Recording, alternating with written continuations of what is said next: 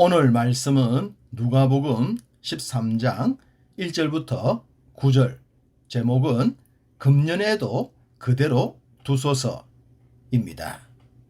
본문 1절엔 성경 기록으론 알기 어려운 내용이 나옵니다. 빌라도가 어떤 갈릴리 사람들의 피를 그들의 제물에 섞은 일로 예수께 아뢰니. 빌라도가 행한 일이 어떤 일이었을까요? 역사가 요세푸스에 의하면 어떤 유월절 제사 때에 빌라도에 의해 유대인 3,000명이 제단에 바쳐졌는데 짐승처럼 학살을 당했다고 합니다.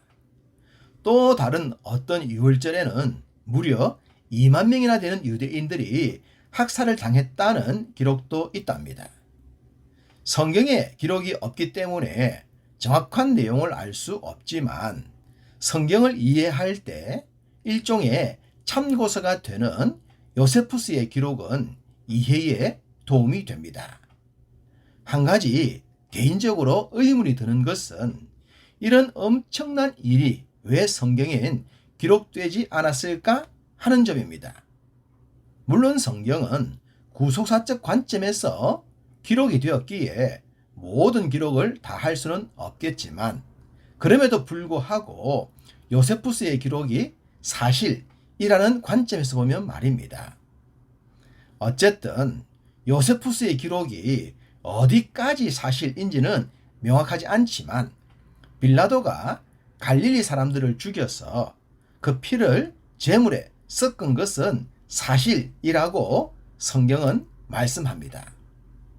그렇다면 빌라도란 인간은 도대체 어떤 사람일까요? 어떤 인간이길래 사람들의 피를 제사의 제물에 섞어버렸을까요? 요즘도 정치인들을 보면 자주 생각하게 되는 것이 이해할 수 없는 집단이라는 것입니다. 여야를 불구하고 말입니다. 어떻게 된 것인지 정권만 잡게 되면 이전의 행동과 거의 180도 달라집니다. 우리가 사람들을 신뢰할 때 자신이 했던 말을 행동으로 옮기느냐 아니냐를 보지 않습니까? 그런 관점에서 보면 정치인들은 빵점입니다. 그들에게 신뢰라는 단어는 존재하지 않아 보입니다.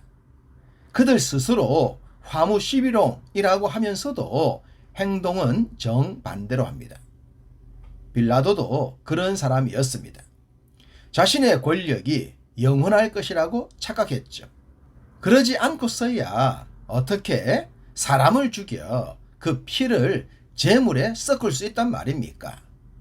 정권의 한계가 있고 권력도 내려놓을 때가 있다는 것을 안다면 적어도 상식은 버리지 않지 않겠습니까?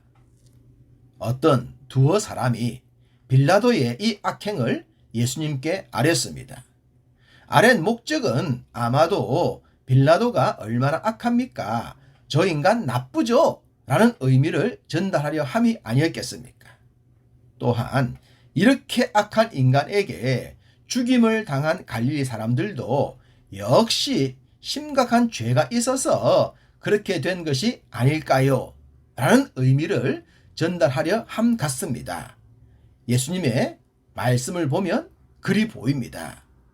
너희는 이 갈릴리 사람들이 이같이 해받음으로 다른 모든 갈릴리 사람보다 죄가 더 있는 줄 아느냐.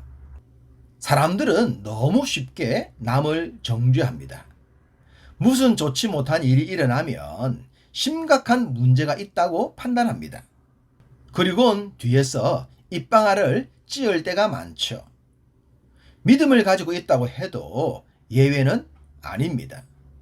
예수님 당시 유대인들도 그렇게 생각했기 때문입니다.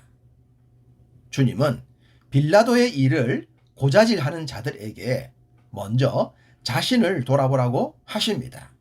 3절 너희에게 이르노니 아니라 너희도 만일 회개하지 아니하면 다 이와 같이 망하리라.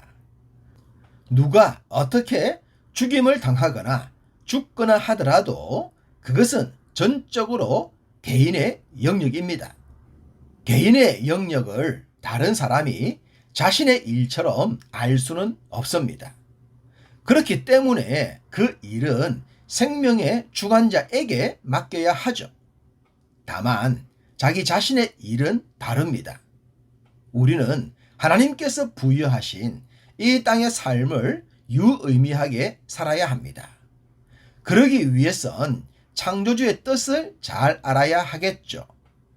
연약한 인생이라 그 뜻에 온전할 수 없기 때문에 회개라는 창구가 필요합니다.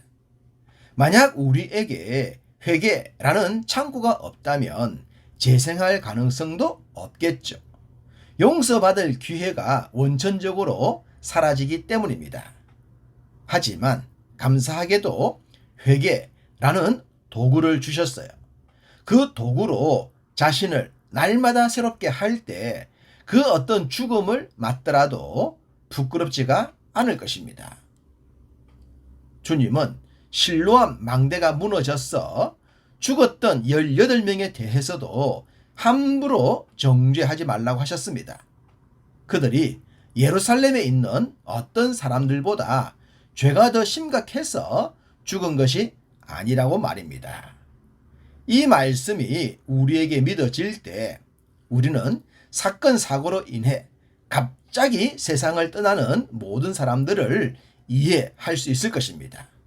무엇보다 신실한 성도들의 갑작스런 죽음에 대해서도 말입니다. 그러므로 평안하다고 자만하지 말고 어려움이 있다고 폄하하지 말아야 할 것입니다. 이후 주님은 한 비유의 말씀을 주십니다. 열매를 맺지 못하는 무화과 나무에 대한 말씀이었죠. 어떤 사람이 포도원에 무화과 나무를 심었습니다. 무화과 나무 밭이 아니라 포도밭의 말입니다. 아마도 주된 농사는 포도일 것이고 무화과는 수익이 아닌 먹기 위함이 아니었을까 싶습니다. 당연히 무화과를 심은 농부는 포도를 심을 수 있는 공간에 무화과를 심었으니 기대한 바가 있었습니다. 그것은 물론 열매겠죠.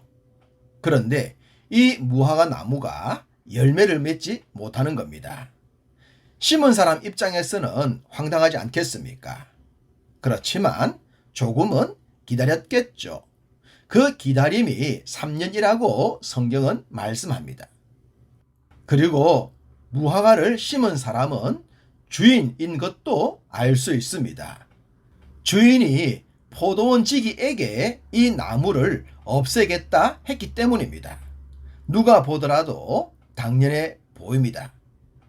주인이 3년을 기다린 후 열매 없는 나무를 없애겠다고 하자 포도원 지기가 이렇게 말합니다. 8절 대답하여 이르되 주인이여 금년에도 그대로 두소서 내가 두루 파고 거름을 주리니 1년만 더 기회를 주자고 합니다.